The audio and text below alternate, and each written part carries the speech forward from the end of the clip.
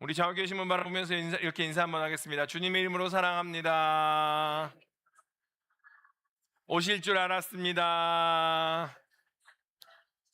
은혜 받고 갑시다. 사실은 그런 생각이 많이 들었어요. 오늘 준비하면서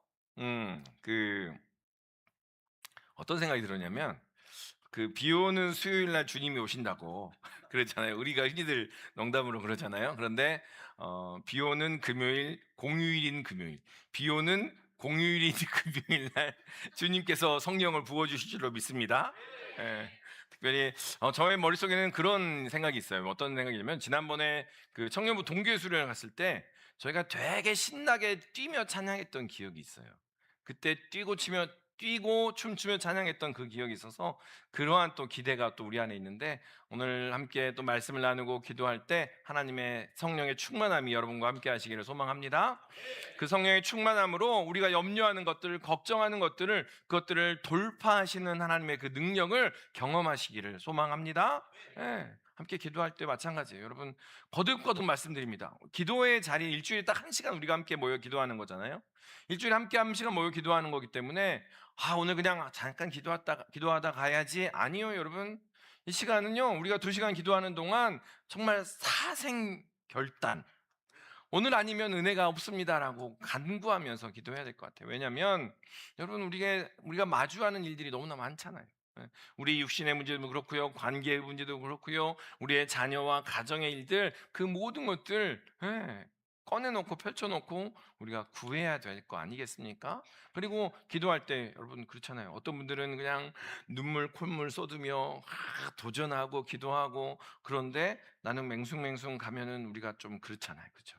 그때마다 기도하는 거예요. 하나님, 물론 그게 전부는 아니지만, 눈물 콧물이 전부는 아니지만, 하나님, 오늘 기도하러 왔습니다. 내 마음 가운데 저 장로님, 저 집사님, 저 권사님 기도하는 것 같이 아버지 하나님, 내 마음 가운데 나의 하나님으로 그러한 고백이 나에게도 임하게 달라고 기도하는 그러한 시간 되시기를 소망합니다. 그래서 나의 하나님으로 만나는, 옆에 믿음 좋은 권사님, 집사님, 장로님이 아니라 그분의 하나님이 아니라 내 하나님, 나에게 역사하고 나를 통하여 말씀하시며 나를 통하여 흘려보내시는 그 하나님의 그 임재하심을 맛보는 오늘 하루가 되시기를 소망합니다. 오늘이 무슨 날이에요? 제헌절. 근데 오늘 이렇게 묵상을 하면서 그 생각을 했어요. 제헌절인데, 제헌절은 이 나라의 법을, 또 헌법과 법률을 이렇게 세운 날이잖아요. 예. 오늘도 제헌절, 우리 신앙에도 제헌절이었으면 좋겠어요. 무슨 법? 하나님의 법. 아멘. 하나님의 법을 다시 한번 세워나가고, 하나님의 통치를 온전하게 세워나가며 하나님의 다스리심이 우리의 삶에 드러나는 날이 바로 이 날이 됐으면 좋겠어요. 그래서 사람들 다 놀러 갔잖아. 오늘 저 목사님 출석 체크하세요. 맨날 오던 분인데 오늘 빨간 날이어서 안 오신 분들이 있어요. 세상의 법을 세우는 날이 아니라 우리가 함께 기도함으로 말미암아 하나님의 법을 세우는 날이 오늘이 되시기를 주님의 이름으로 축원합니다. 오늘 말씀을 보겠습니다. 오늘 말씀은 우리가 너무나 잘 아는 말씀이에요. 고린도전서 15장 무슨 장? 무슨 장? 부활장. 부활에 대한 이야기가 쭉 나와요. 부활에 대한 이야기가 나오는데, 그 이야기를 시작하면서 바울이 시작부터 부활을 이야기하지 않아요. 시작하면서 무엇을 먼저 이야기하는 것들이 있다는 거예요. 부활을 이야기하기 전에 여러분, 부활을 경험해야 되지 않겠습니까? 부활을 맛보아야 되지 않겠습니까? 부활을 믿음으로 나아갑시다 라고 이야기하기 전에 먼저 이야기하는 것들이 있더라라는 거예요. 오늘 그 이야기를 함께 말하겠습니다. 오늘 3절 말씀 먼저 같이 한번 읽을까요? 3절 말씀 같이 한번 보겠습니다. 시작. 내가 받은 것을 먼저 너희에게 전하였노니 이는 성경대로 그리스도께서 우리 죄를 위하여 죽으시고. 아멘. 사도 바울이 먼저 이렇게 이야기합니다. 내가 받은 거, 여러분, 이게 중요해요. 우리가 성경의 인물들을 이렇게 보실 때 그들은 항상 내 고백이 그들에게 전달되는 거였어요. 내가 만난 하나님, 성경이 과연 그러한가, 말씀이 과연 그러한가, 그것 갖고 씨름하자라는 거예요. 사도 바울은 역시나 이야기합니다. 내가 받은 것을 여러분에게 증거합니다. 내가 경험한 거, 나에게 은혜 주신 거, 그것 가지고 하나님 앞에 나아갑니다 라고 이야기를 하더라는 거예요. 그래서 여러분, 오늘 이 시간 거듭 말씀드립니다. 내 하나님으로 만나는 그러한 은혜가 있기를 소망합니다. 그리고 그것을 누구에게? 예, 우리의 가족들에게, 우리 형제들에게, 함께 일하는 동료들에게 그것을 증거하는 것, 그것이 가장 강력한 전도의 방법이더라는 거예요. 선교의 방법이더라는 거예요. 예. 오늘 사도 바울은 이야기합니다. 내가 먼저 받은 것을 너에게 전하노니 그리스도께서 우리 죄를 위하여 죽으셨습니다 라고 이야기하더라는 거죠. 예수님께서 오셔서 공생애를 사시고 죽으시고 사흘 만에 부활하셨습니다. 우리가 이렇게 세 가지로 예수님의 모습을 정리할 수 있을 것 같아요. 그런데 가장 먼저 우리가 놓치는 것, 여러분, 예수님이 왜 오셨어요? 음, 예수님이 왜 오셨어요? 여러분에게 복 주시려고 오셨어요. 아멘? 맞아요. 예. 우리에게 복 주시려고 참된 복이 무엇인지를 알게 하려고 오셨어요. 또 우리가 하여금 온전하게 하나님과 관계 맺게 하기 위해서 오셨어요. 또한 우리가 하나님 앞에서 즐겁게 춤추게 하기 위해서 오셨어요. 그런데 사도 바울은 무엇이라고 이야기하냐면, 내가 받은 예수님께서 오신 이유는 뭐라고요? 우리 죄를 위하여. 성경대로 그리스도께서 우리 죄를 위하여 죽으시려고 오셨다라고 이야기하더라는 거예요. 예수님의 삶에 대해서 많은 것들을 이야기할 수 있어요. 그런데 우리가 이걸 놓치면 많이 놓치는 거예요. 다 놓친 걸 수 있어요. 이걸 놓치면 다 놓친 걸 수 있어요. 예수님이 오셨는데 그 이유는 우리의 죄를 사하기 위해서 이 땅에 오셨음을 믿으시기를 소망합니다. 이 죄의 문제가 온전하게 해결되지 않으면, 이 죄의 문제가 내 속에서 완전하게 해결되지 않으면 우리는 은혜라는 것을 알 수 없더라는 거예요. 이 죄가 어떻게 해결되는지, 어떠한 방식으로 해결되는지를 알지 못하면 우리가 은혜를 알 수 없더라는 거예요. 그런데 여러분, 죄를 이야기할 때마다 계속 그런 생각이 들어요. 저는 모태신앙이고요. 신앙 연조도 10년, 20년, 30년 믿었고요. 직분도 있어요. 그런데 그런 분들 이야기 나눠보면 이 복음이라는 것이요, 이 죄의 문제라는 것이 어느 순간 그냥 문화처럼 이렇게 젖어 있을 때가 있더라는 거예요. 문화처럼 이렇게 젖어 있어요. 내가 울부짖지 않아도, 죄 때문에 내가 씨름하지 않아도, 죄 때문에 죄의 문제가 해결되지 않아서 내가 애통해 하지 않아도 나는 그리스도인이에요, 나는 구원 받았어요 라고 이야기하는 그런 문화에 그냥 익숙해져 버렸더라는 거예요. 교회 가면 구원 받는다더라, 교회 가면 다 구원 받았다고 이야기하더라, 목사님도 구원 받은 것처럼 이야기하니까 그래 나도 구원 받았어 라고 이야기한 채 이 죄의 문제를 온전하게 씨름하지 않은 채 그냥 흘러가 버릴 때가 있더라라는 거예요. 여러분, 질문을 한번 드립니다. 죄가 있으면 천국 갈 수 있어요, 없어요? 죄가 있으면 천국 갈 수 있어요, 없어요? 대답이 뜨뜻미지근. 어떻게 죄 요만큼이라도 한번 가지고 가보시려고요? 죄가 있으면 천국 갈 수 있어요, 없어요? 없어요. 예. 죄가 있으면 천국 못 갑니다. 예. 예. 아멘. 아멘.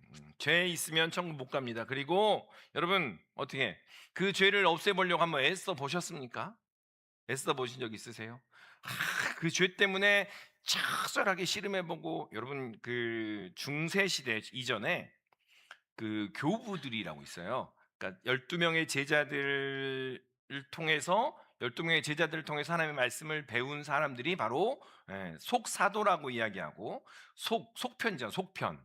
사도인데 그 제자들에게 배운 사람. 그래서 그 속사도에게 배운 사람들이 뭐라고 하냐면 교부라고 해요. 교회의 아버지, 이렇게 뭐 교부라고 얘기하는데, 교부들을 통해서 교부들이 기도를 하러 들어가요. 교부들이 기도하러 들어가는데 뭐를 갖고 들어가냐면 요만한 채찍을 갖고 들어가요. 기도할 때마다. 기도하러 무릎 꿇으면 그러면 뭐가 생각이 나요? 여러분, 오늘 기도하러 오셨는데 뭐 생각이 나셨어요? 어머, 내가 가스불을 잠궜나 안 잠궜나? 아유, 비가 오는데 내가 우산을 챙겼나 안 챙겼나? 우리는 그냥 이렇게 생각하고 넘어가요. 그런데 이 교부들은요, 기도원 안으로 딱 기도실에 들어가는 순간 그런 생각이 나면 자기의 등을 회초리를 쳐요. 오직 주님께만 집중하게, 말씀으로 집중하게. 그래서 이 교부들이 항상 채찍과 송곳을 들고 기도하러 들어갔어요. 그래서 다른 생각 나지 않고 오직 주님만 바라볼 수 있게 채찍으로 쳐가며 기도하는 사람들이었다는 거예요. 여러분, 우리는 그렇게 씨름하던 사람들이 우리 신앙의 선배들이었어요. 우리 신앙을 이어가는 사람들은 어떻게 하면 주님께 집중할까 그렇게 애쓰던 사람들이었다는 거예요. 그런데 우리는 이미 문화가 돼 버렸어요. 죄 가지고 씨름하지 않아도 그래, 예수님이 다 구원하셨대, 다 죄를 용서하셨대 라는 이야기로 스스로에게 위로하고 스스로를 덮고 죄의 문제 갖고 씨름하지 않아요. 죄가 있어도 괜찮고 죄가 없어도 괜찮고 이렇게 생각을 하더라는 거예요. 그런데 여러분, 이렇게 씨름해 보니까 여러분, 그 교부들이 이렇게 막 채찍으로 쳐보고 기도를 막 해봤어요. 그랬는데 그래도 죄의 문제들이 해결이 되더라 안 되더라? 되더라 안 되더라? 안 되더라. 그 교부 중에 어거스틴이라는 사람이 있었어요. 그 사람이 내가 이렇게 맨날 젖찍으로 쳐보고 채찍으로 쳐보고 송곳으로 찔러보고 했는데 이게 아니었고요, 하나님의 은혜로 되더라고요 라고 이야기하더라는 거죠. 그래서 여러분, 먼저 이러한 과정이 우리 가운데 있기를 소망합니다. 어떤 과정이요? 해봤는데 그래요. 말씀대로 살아보려고 애써보고요, 또 그렇게 온전하게 해보려고 애써보고 과연 정말 내가 그렇게 애써봤는데 돼요 안 돼요? 잘 되던가요? 잘 되시는 분만 보이셨나 보네. 안 되더라가요. 여러분, 우리 기독교 신앙은 뭐예요? 안 되더라가 시작이에요. 여러분, 신앙 좋다는 사람들은요, 우리끼리 하는 얘기 잘 알잖아요. 이렇게 척하는데 능숙한 사람이잖아요. 근데 우리 속에 있잖아요. 하나님, 내가요 오늘 하루 이렇게 은혜롭게 살아보려고 애썼는데요, 수십 가지의 문제들이 나에게 다가오고, 오늘은 찬양하며 하나님께 나아가려고 했는데 옆에서 푹 찔러가지고 내 마음을 확 뒤집어 놓고 그렇더라고요. 하나님, 하루 종일 어떻게 하면 하나님의 말씀과 지내볼까 애를 써봤는데 안 되더라고요 라고 이야기하는 것부터가 우리의 신앙의 시작이다라는 거예요. 잘 되고 있습니다, 너무 잘하고 있어요 라고 이야기는요, 우리가 뭔가 속고 있는 거예요. 성경을 쭉 보면 안 되더라고요, 그러니 주님께 나아갑니다, 이게 신앙의 이야기임을 기억하시기를 바랍니다. 우리는 죄의 문제도 마찬가지예요. 막연하게 예수님이 다 없애셨다더라 라고 막연하게 여겨버립니다. 안 되더라고요 라고 이야기하면서 내가 그러한 은혜와 구원을 받을 만한 자격이 없어요 라는 것을 철저하게 느낄 때 비로소 은혜가 되더라는 거예요. 근데 우리는 이미 익숙해요. 수십 년 전에 내가 그렇게 고백했어. 내가 수십 년 전에 예수 믿는다고 고백했어. 그러니 괜찮겠지? 물론 교리적으로 맞아요. 그런데 여러분, 우리가 계속해서 씨름하고 성장해 가고 있느냐라는 거예요. 또 더 나아가서 그 죄의 문제가 온전하게 진짜로 우리 안에 해결되어 있느냐라는 거라는 거죠. 그 은혜를 받을 자격이 없는 존재라는 것을 내가 알고 고백해야 비로소 그것이 은혜가 되더라라는 거예요. 우리 안에 그러한 고백이 없으면요, 그냥 그것이 은혜가 아니고요, 당연히 받을 거, 당연히 받을 거라고 여기게 되더라라는 겁니다. 여러분, 건강검진 받아보셨어요? 제가 오후에도 건강검진 이야기 드렸고, 건강검진 받아보신 분들은 아실 겁니다. 이렇게 쭉 여러 가지 항목들이 나오는데 이상 소견 있음 이런 거 있잖아요. 없으세요? 있죠. 뭐 적어도 그 무슨 콜레스테롤 뭐요? HDL 뭐 그런 거 있잖아요. 이렇게 이런 거 이상 소견 있음 이런 거 이렇게 탁 뜨면은 일단은 놀래잖아요. 그런데 여러분 어떠세요? 뭐 이런 거 다 있겠지 뭐 사람들 하고 넘어가시죠, 보통. 뭐 고지혈 뭐 이런 거 약 먹으라고 하지 않으니까 그냥 괜찮겠지 하고 우리가 넘어가요. 음. 에이 뭐 그냥 이 정도는 다 있겠지, 성인들은 뭐 중년 이상이면 다 있다 그러더라 하고 휙 넘어가는 경우들이 종종 있더라는 거예요. 그런데 여러분, 어떤 사람들은 그 진단을 보고 그걸 가지고 의사를 찾아가서 처방받고 고침을 받아요. 어떤 사람들은 아유 뭐 괜찮겠지, 괜찮아, 이 정도면 다 있대라고 이야기하며 넘어가더라는 거예요. 여러분, 예, 제가 그 당이 있잖아요. 제가 검색을 막 하니까 여기저기서 막 연락이 와요. 아, 당에는 이게 좋다더라. 당에 이걸 먹으면 당이 완전히 낫다더라. 이거 먹으면 완전히 깨끗해진다더라. 피가 깨끗해진다더라. 소식이 엄청 많이 와요. 그런데 어떻게 해요? 그거 듣는 것이 전부 아니잖아요. 제가 가서 그걸 사서 먹어야, 그렇지요. 그나마 작동을 하는 거잖아요. 분명히 진단을 해요. 이상 소견 있음. 그럼에도 불구하고 우리는 막연하게 에이 뭐 나는 괜찮겠지라고 넘어가 버리더라는 거예요. 아무리 좋은 약이 있어도요, 그냥 넘어가면 나아지지 않아요. 여러분, 내 죄가 얼마나 심각한지 먼저는 진단받아요. 그런데 진단받는 것, 그것이 여러분 진단받아도요 그 십자가로 나아가지 않고 그것을 깨닫지 아니하면, 세상에 십자가가 있어요. 예수 그리스도의 보혈이 있어요. 그 능력으로 우리는 깨끗하게 된다고 말을 해요. 그런데 그 앞에 나아가지 아니하면 아무런 소용이 없더라는 거예요. 다시 말하면 여러분, 우리가 익숙하게 내 옆에 권사님이, 장로님이, 집사님이 신앙을 가지고 처선하게 기도하고 그러는데, 아, 저분의 하나님이 나의 하나님이야 라고 말만 하지요. 그런데 그것이 우리의 삶 속에 역사되지 않으면 아무 소용이 없더라라는 거예요. 왜 이런 일이 일어날까? 여러분, 왜 계속 교회에서는 죄를 이야기하고 죄 가운데 있어서는 안 됩니다라고 이야기함에도 불구하고 왜 우리는 계속 무디어질까? 여러분, 그렇게 대단한 나쁜 짓을 우리가 안 했잖아요. 그렇죠? 우리가 뭐 대단한 나쁜 짓, 뉴스에 날 만한, 신문에 날 만한 나쁜 짓을 안 하거든요. 모태 신앙이고 신앙 연수도 길고 뉴스에 나올 만한 일도 안 했고 도덕적으로 바르게 살려고 애쓰고 애쓰니까, 아, 나는 죄인이 아니야 라고 생각하고요. 또 우리 머릿속에 어떤 생각이 있어요? 우리 머릿속에는 우리가 이후에, 태어나서 이후에 지은 죄들로 말미암아 우리가 죄인 되었습니다 라고 생각하는 그런 생각이 자리 잡혀 있더라는 거예요. 우리가 죄인으로 태어났어요, 우리는 본성적으로 죄인입니다 라고 이야기하는 것이 아니고, 아, 이후에 내가 뭔가 잘못해서 내가 죄인이에요 라고 여기고 있더라라는 거예요. 그래서 여러분 기억했으면 합니다. 우리가 사망에 이르는 죄, 우리 각 사람이 사망에 이르는 죄는요, 우리가 이후에, 태어난 이후에 행하는 어떠한 죄로 말미암아 사망에 이르는 죄가 되었다라고 성경은 말하지 않아요.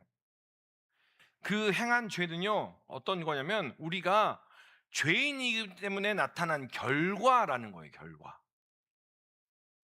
죄인이기 때문에 나타난 결과가 우리의 삶에서 나타난 죄의 열매들이더라라는 거예요. 그러니까 내 존재 자체가 죄인입니다라는 것을 온전하게 인지하지 못하면, 온전하게 깨닫지 못하면, 아무리 죄의 열매를 깨끗하게 하고 깨끗하게 하고 깨끗하게 한다 해도 그 존재 자체가 달라지지 아니하였기에 그 사람들은 어떻게 해요? 여전히 사망을 향하여 가고 있더라. 그의 마침은 사망이더라라고 말하고 있는 겁니다. 죄를 지었기 때문에 죄인인 것이 아니라요, 죄인이어서 죄를 지을 수밖에 없더라라는 거예요. 그래서 여러분, 예수님께서 죄의 문제 해결한 것은 여러분이 죄의 열매로 지은 시기, 미움, 질투, 음란, 불순종, 이런 것들을 예수님께서 그걸 정리한 게 아니에요. 여러분, 예수님 뭘 정리하신 거예요? 우리를 아예 다른 나무로 지으셨다라는 거예요. 죄가 여전히 있어서 죄의 열매를 맺는 그러한 존재, 그러한 존재였던 우리의 존재를 그냥 열매만 깨끗하게 하신 게 아니고요, 우리의 나무, 우리의 존재 자체를 아예 바꾸셨다라는 거예요. 여러분, 우리는 사과나무를 보고 이게 왜 사과나무인지 알아요? 사과 열매가 맺혀서 사과나무구나라고 이야기를 해요. 우리는 그래요. 그런데 왜 그 나무에 사과가 열려요? 그 나무가 사과나무니까 사과가 열리는 거예요. 그렇죠? 오늘은 기분 좋아. 사과나무가 뭐 오늘은 기분 좋으니까 사과를 맺히고 내일은 기분이 안 좋으니까 배를 맺히고 뭐 이렇게 하는 거 아니잖아요. 그렇죠? 그 나무 자체가 사과나무니까 그렇게 하는 거죠. 가시나무가 어떤 날은 못된 마음을 먹어야지 이러면서 가시를 이렇게 쭈뼛쭈뼛 내나요? 아니죠. 그 나무 자체가 가시나무니까 가시가 나는 거죠. 예. 죄도 똑같아요, 여러분. 거짓말하고 화내고 남을 미워하는 그 행동 하나하나가 우리를 죄인으로 만드는 것이 아니고요. 우리 안에 이미 있는 죄된 본성이 그러한 것을 나오게 만들더라라는 거예요. 이해하셨어요? 이 죄의 문제를 아셔야 돼요. 그러니까 우리는 계속 요것 갖고 계속 이야기하는 게 아니에요. 우리의 나무됨, 우리의 뿌리됨을 먼저 이야기하더라는 거예요. 그래서 예수님께서 오셔서 하신 일은 우리가 나쁜 열매를 맺는데 그 열매들을 없애주신 것이 아니고요. 우리가 새로운 피조물로 우리의 나무 존재 자체를, 우리의 존재 자체를 완전하게 바꾸어 주신 일이 바로 예수 그리스도의 십자가의 일이라는 것을 믿으시기를 소망합니다. 예, 이걸 아셔야 돼요, 여러분. 그래서 우리가 계속 우리는 계속 기도해요. 그 행실 가지고만 기도해요. 물론 성화로 나아가야 되니까요. 그렇게 기도하는 거 맞아요. 그런데 여전히 우리는 그것만 매달리더라는 거예요. 우리의 존재 자체, 예수로 말미암아 우리의 안의 속사람, 우리의 온전한 존재를 새롭게 피조물로 만들어 주신 그 십자가를 향해서 나아가는 일들을 계속 해야 된다라는 거예요. 예수님께서는 그 십자가로 말미암아 우리를 뭐라고 이야기하십니까? 새로운 피조물이다라고. 우리 좌우 계신 분 바라보면서 이렇게 인사 한번 합시다. 새로운 피조물입니다. 당신은 새로운 피조물입니다. 거듭 말씀드리지요. 이렇게 생겼어도 어떻게? 이렇게 생겼어도 하나님의 피조물이라고요. 옆에서 치칠이 내 속을 새기는 같이 사는 사람들, 여전히 사춘기로 막 속을 뒤집어 놓는 우리의 새끼들도 여전히 그 모습을 보면 던져버리고 싶고 맺히고 싶고 엎어버리고 싶지만 그들도 하나님의 새로운 피조물이더라라는 거예요. 왜냐하면 예수 그리스도의 십자가, 그 십자가가 그러한 능력을, 그러한 일을 행하고 있기 때문에 그렇더라라는 겁니다. 그렇다면 그것이 얼마나 명확한가? 우리 4절 말씀 같이 한번 읽겠습니다. 4절 말씀 같이 한번 읽습니다. 장사 지낸 바 되셨다가 성경대로 사흘 만에 다시 살아나사. 아멘. 성경은 이걸 꼭 기록을 하고 있어요. 장사 지낸 바 되셨다가. 여러분 우리나라 법도 마찬가지예요. 돌아가셨는데 바로 안 돼요. 최소한 하루, 딱 만 하루를 지내야 됩니다. 그래야 그 다음 수순을 넘어갈 수 있어요. 장사 지낸 바 되셨습니다 라는 이야기는 뭐예요?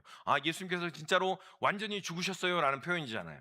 이 말을 우리말로 다시 바꿔서 말하면 무슨 말이에요?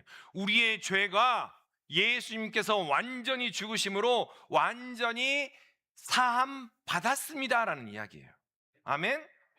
예수님께서 완전히 죽으셨어요. 그냥 기절하셨어요. 잠깐 졸도하셨어요 라는 의미가 아니고요. 완전히 죽으셨어요. 죄의 대가를 완전히 치르셨어요. 그 죄의 열매가 나에게 더 이상 없어요. 죄의 대가가 나에게는 더 이상 없어요 라는 이야기가 바로 장사 지낸 바 되셨다가 라는 표현이라는 거예요. 그 사건을 믿으시기를 소망합니다.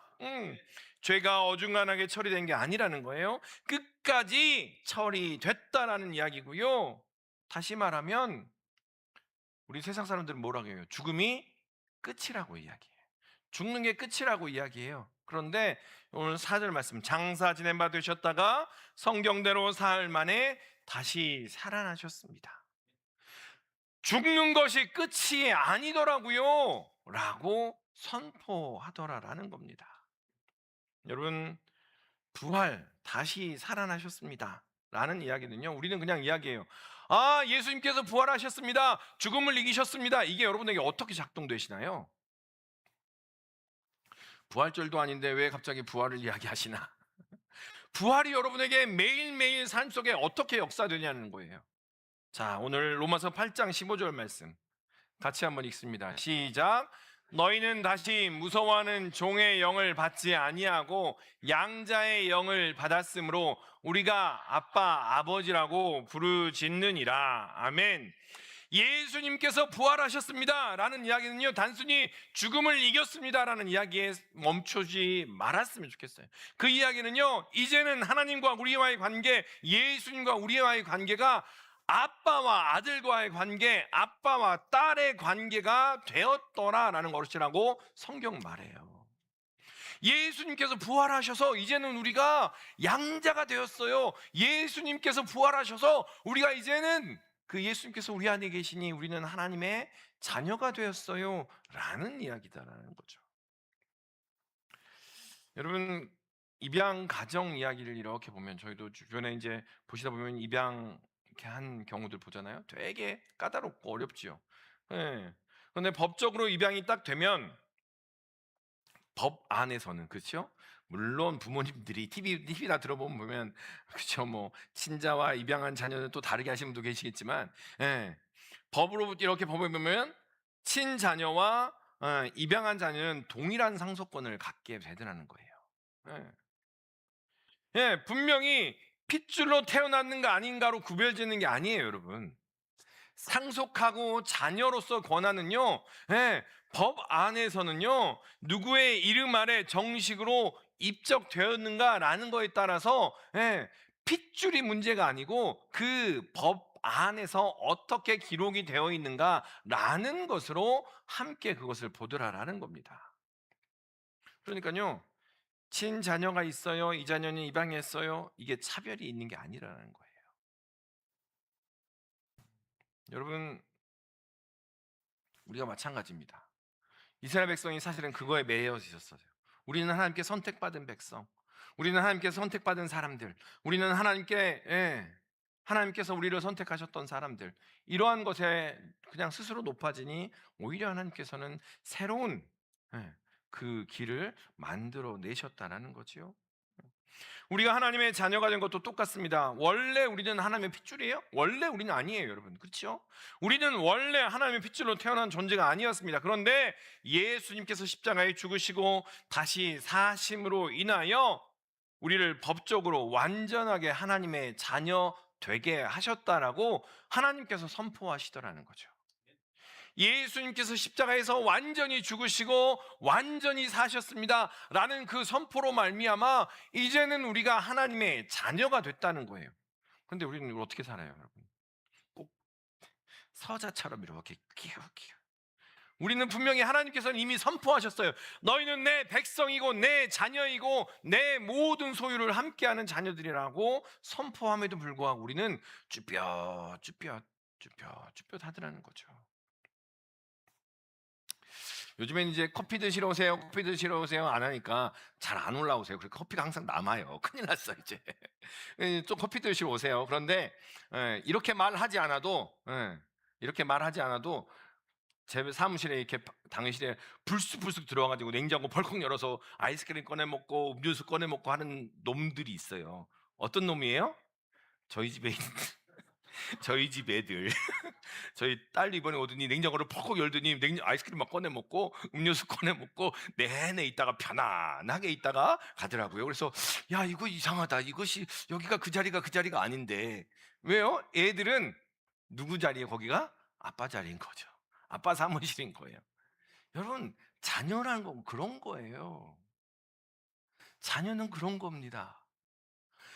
우리가 하나님의 자녀입니다라고 했는데 여전히 두렵고요, 여전히 떨림으로 나아가고요, 여전히 조마조마 나아가는 게 아니에요. 하나님과 관계 안에서 마음 놓고 하나님께 이야기하고요, 마음 놓고 드러놓을 수 있고요, 마음 놓고 요구할 수 있고요, 마음 놓고 때를 쓸 수 있는 관계, 그것이 바로 자녀의 관계예요. 아직까지 저희 아들은 사무실에 딱 한 번 왔어요. 근데 지난번에 한 번 딱 들어올 때 너무 좋은 거예요.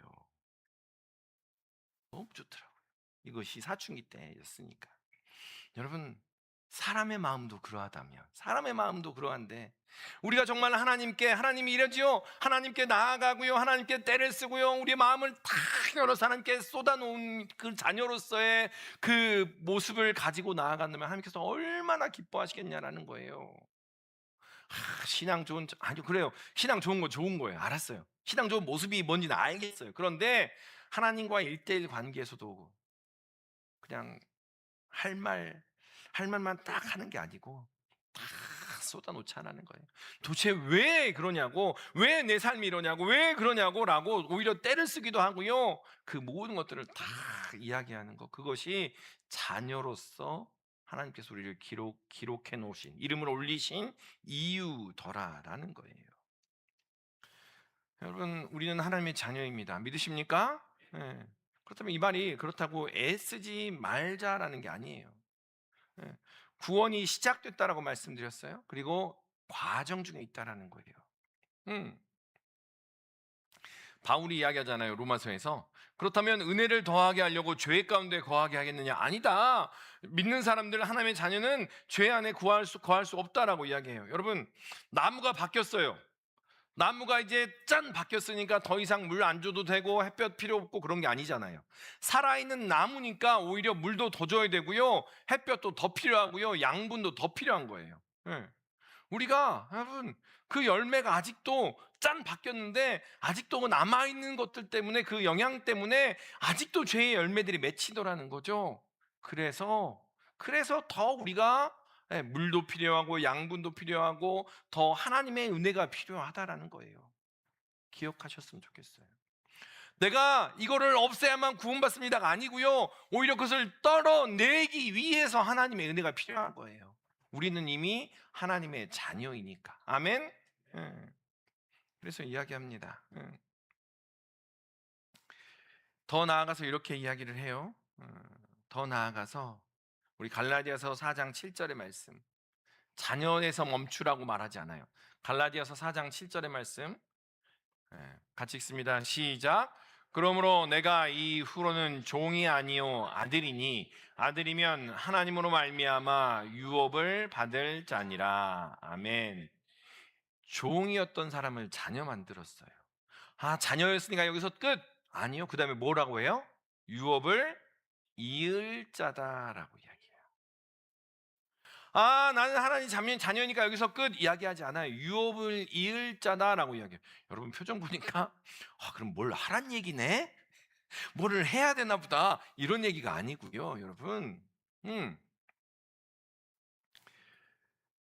부모님이 평생 일구신 뭐 사업장을 물려받았어요, 가게를 물려받았어요. 그거는 그냥 통장만 받은 게 아니잖아요.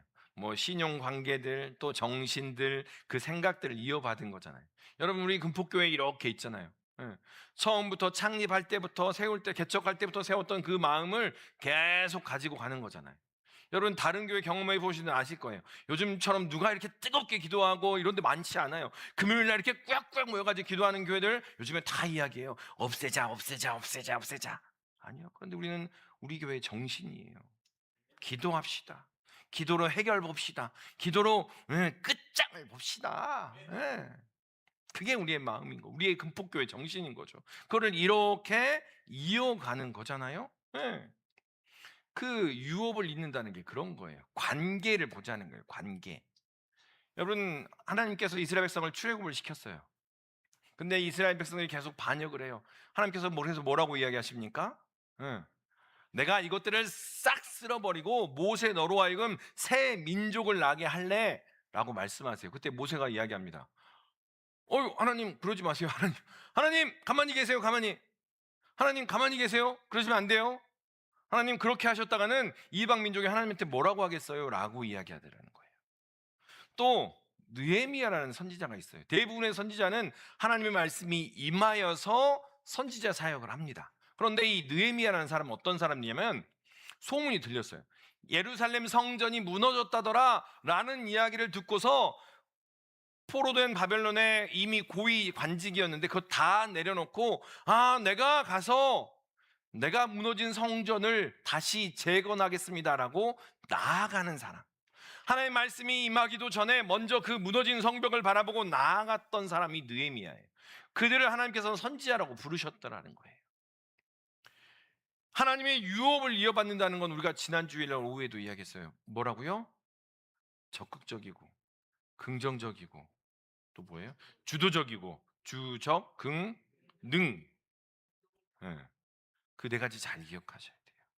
이게 바로 유업을 잇는 거예요. 이것이 바로 유업을 잇는 겁니다. 하나님께서 우리에게 보여주시는 것, 그것을 바라보고 어떻게 나아갈 것인가. 이것의 시작은 어디라고요? 죄의 문제. 우리의 발목을 잡는 죄의 문제, 우리의 존재 의미를 움켜쥐는 그 죄의 문제들. 여전히 우리는 생각해요.